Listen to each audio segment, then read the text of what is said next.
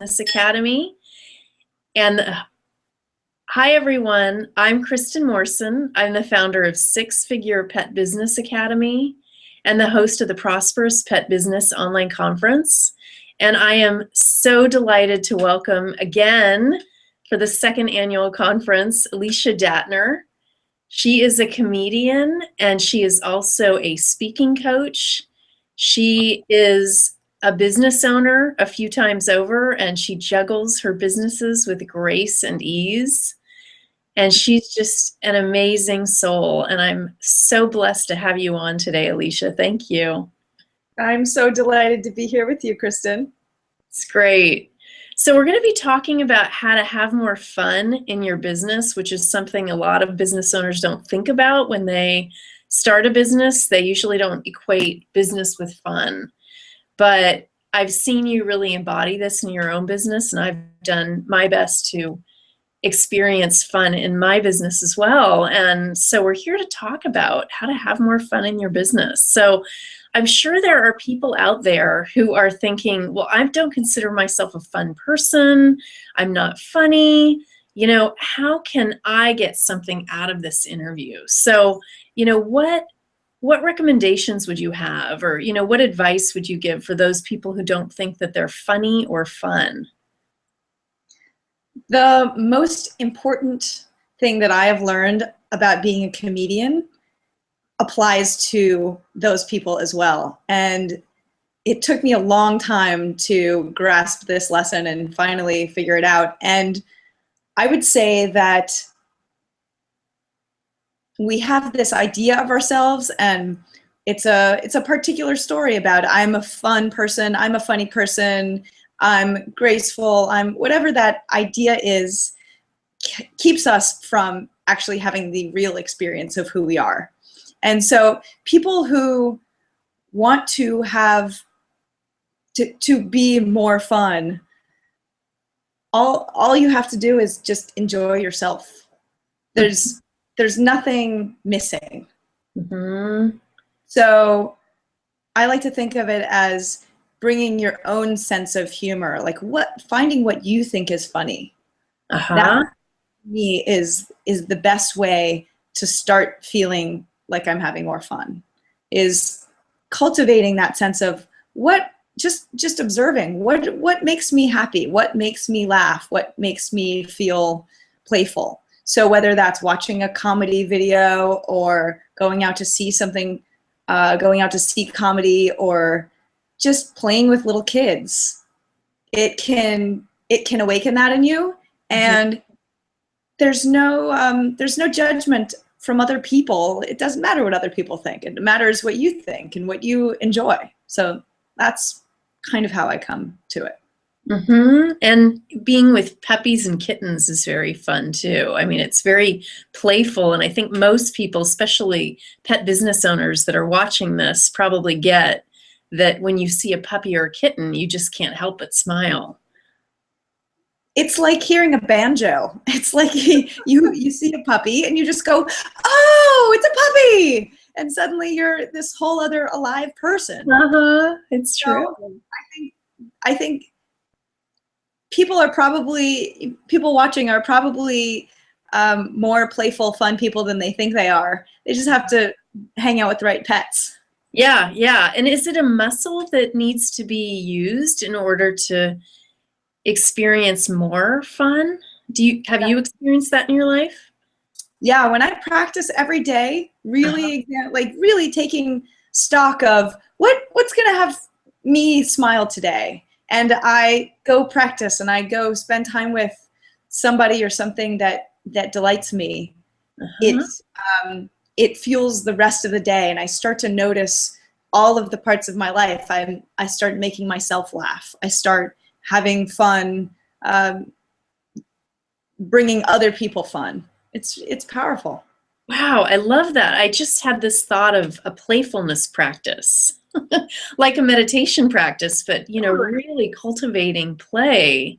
And I just love the way you talk about that, and really bringing consciousness to your day and really infusing it with a sense of playfulness, and just how how enriching that can be for life and for business.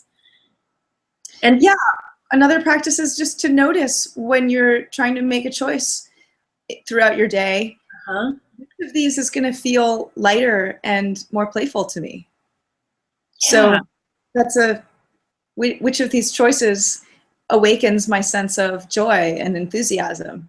And if it's in alignment with what you're wanting, I think it's a good way to make a choice. I love that. And, I was thinking about business owners, and a lot of business owners might be thinking, well, how can I make my business more fun? It's one thing to look at my life, but how do I make my business more fun? And what advice would you have for those people who are kind of grappling with that question? Well, definitely the examining which of these two options, when I'm in the course of my day, I think about what would be most fun for me to do, and then what can I delegate and have someone else do. Yeah. And if I'm not in a position to delegate something, I like to make a game out of it. So finding ways to enjoy the things that are even perhaps less fun to me.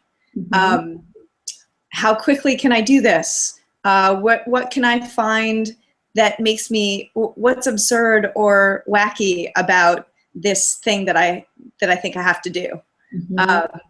What do I love about it? What, to ask myself questions, to be more creative inside that process.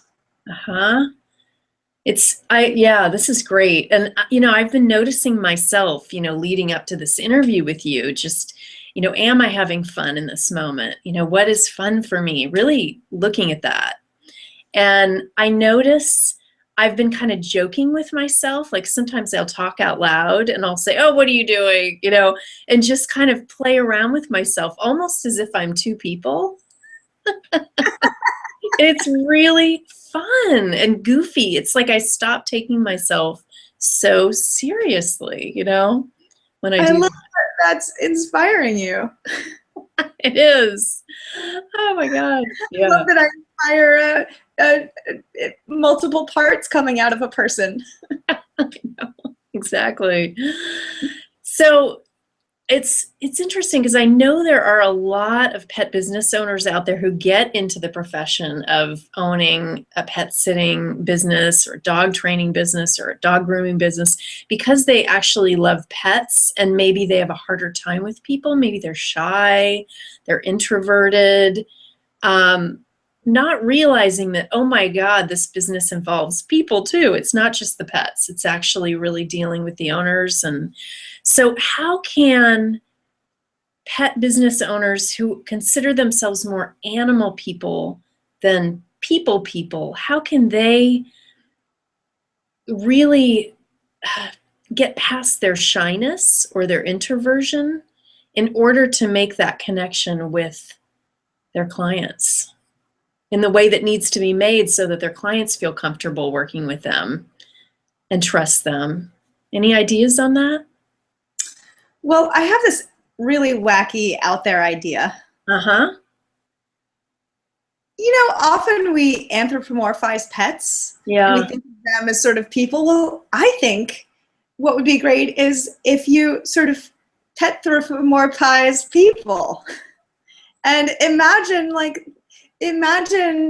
that the people that you're interacting with are really just like sweet doggies and kitties. And how would you relate to them if you brought that kind of love and appreciation and sweetness to the people that you're with? And just imagine like, oh, there's this little sweet puppy inside of you that's like, that wants to get out. And how would you relate to them if they were like that? And not, in an absurd kind of way, but just although it is absurd. It is absurd.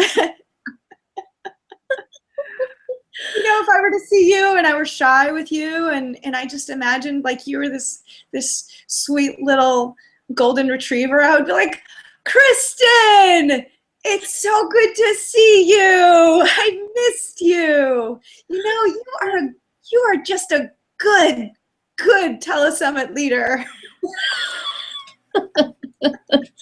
I think I am part golden retriever, actually. That's what came to mind when yeah. Oh God, that's so funny. And I love attributing dog breeds to people. Like, I think that would be fantastic to look at this person, maybe this gruff person, and think, that's poor Saint Bernard. I mean, even though Saint Bernards aren't gruff, they're big and kind of, yeah, yeah, yeah. Or, Rottweiler, that person's a Rottweiler. And just kind of appreciate them for that, for their nature. Yeah. And I think if you're intimidated naturally by people, but not so much by animals, that could be a way where you relax a little bit around them and feel more comfortable in yourself. I love that idea. And I can really see that helping people that are really connected to animals, but have a harder time bridging the gap between them and people. That's great. And, thinking about people that are, pet business owners that are dealing